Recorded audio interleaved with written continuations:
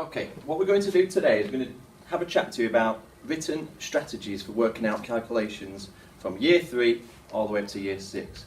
We were going to do a parent workshop, but I thought we'll put it onto our YouTube channel, and every year we can have a little recap of things. So, starting with addition first of all, we encourage the children, we always look at sort of concrete examples when they're younger, then pictorial, but I'm going to be looking at the abstract, and if we're not sure about those terminologies, if you have a look on the website, the calculation policy is on there. So starting with addition then, we always encourage the children to start with a larger number first, and just using the number line, they can count from 8 and count on 7. Okay?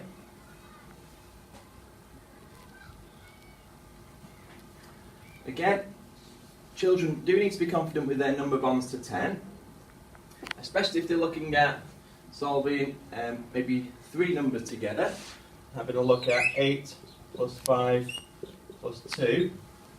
Hopefully they would notice that 8 and 2 are a number bond to 10, and they would put them together and add the 5 on afterwards. Moving on to column addition, without regrouping, we've got an example of 23 plus 31.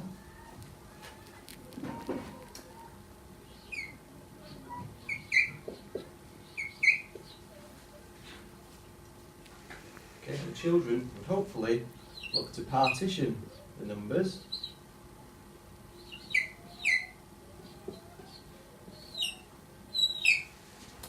We know it's long-winded, but we're just trying to help the children understand that we've got 10s and the 1s.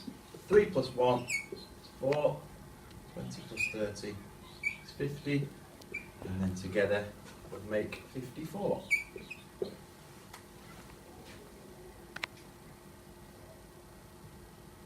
Okay, if we've got an example which needs regrouping, so we're crossing over into that next 10, again, hopefully we would partition first, and bring out the 10s to have 20 and 5 and 40 and 8.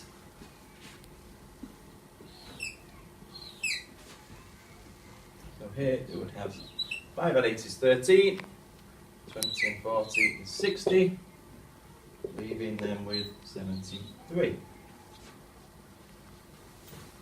As the children get confident with that, we'll then move on to not really needing to partition the numbers and doing the traditional method of column addition. Here's an example. When it says 3D and 2D, that just means the number of digits, so 3 digits and 2 digits. So an example could be 536 plus 85, reminding the children to keep everything in the right columns. 6 and 5 is 11. 3 and 8, and not forgetting the 1 is 12. And then 5 plus 1 is 6. I'm nearly done with addition now. As the children get into year 5 and 6, they will start to do a lot more with decimals, which is an obvious chance to refer to addition with money. So, an example could be 72.8 plus 54.6. Again, I've mentioned connect 3 there. I know children like to play connect 4, and we think about connecting the decimal points and keeping the decimal points in line and having a bit of fun with that and showing that you've made 3 in a row. 8 plus 6 is 14. 2 plus 4 is the extra one is 7, and 7 plus 5 is 12. And keeping things in the right columns. And I think that's it for addition. Okay, now we're going to move on to subtraction. Just to remind you, it is mainly year 3 up to year 6, and always about written strategy, something that we can record in the books. So, empty number lines. You might see ENL in the work. Using an empty number line, counting back, 57, take away 23. It would mark off where 57 is, and then jump back to 23. Okay, maybe landing on 50 here. So jump of 7, and back to 30. A jump of 20, back to 23. It's another jump of 7. So we're left with 34 as the answer there. That's one method they might be encouraged to use. Not only can they count backwards on a number line, they can also jump forward. So 74 take away 27, always recording their smallest number at the right hand side, and jumping on to 74. So 27, land on the next 10, is 30, land on the 10 that's nearest, or not gone past this number, but is obviously 70, and that's a jump of 40, and then another jump of 4. So here we've got 40 plus 3 and 4 is 47.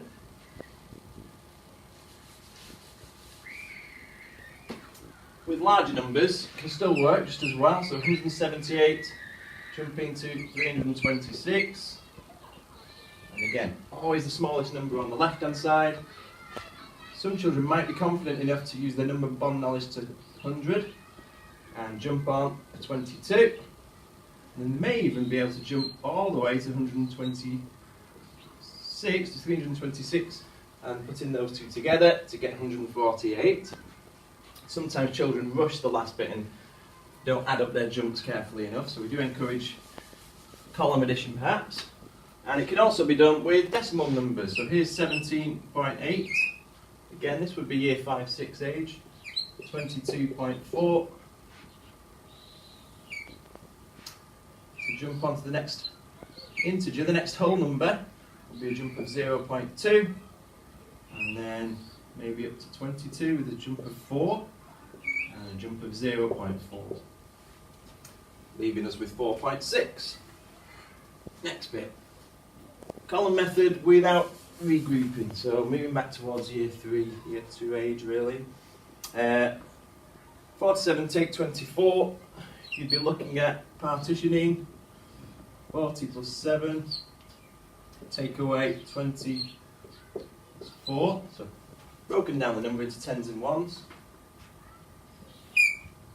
7 take 4 is 3, 40 take 20 is 20, leaving us with 23.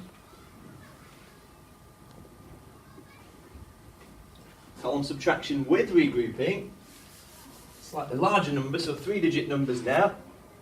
836, take away 254, 836, 254, take away 6, take away 4 is 2.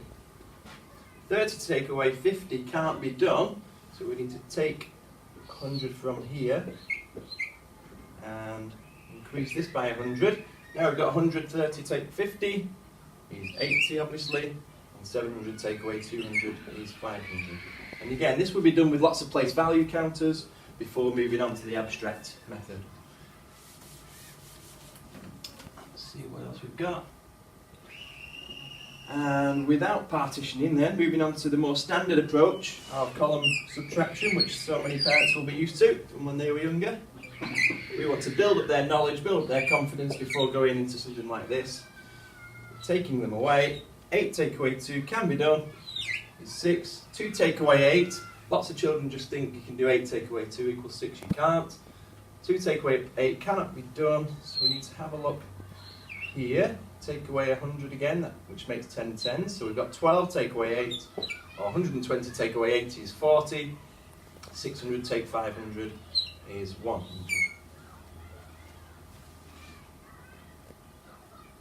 And finally, again, decimal numbers. Coming into year 6, we might get something like this where, and a lot of the times as we get into year 6, we have things like 4 digits take away 2 digits. Not always the same number of digits in each number. But something like 10 take away 3.42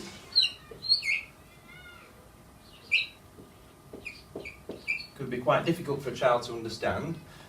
But if you help them think about money and think about spending, using a £10 note to buy something for £3.42, sometimes children find that easier and go back to using a number line from 3.42 and jumping up to 10.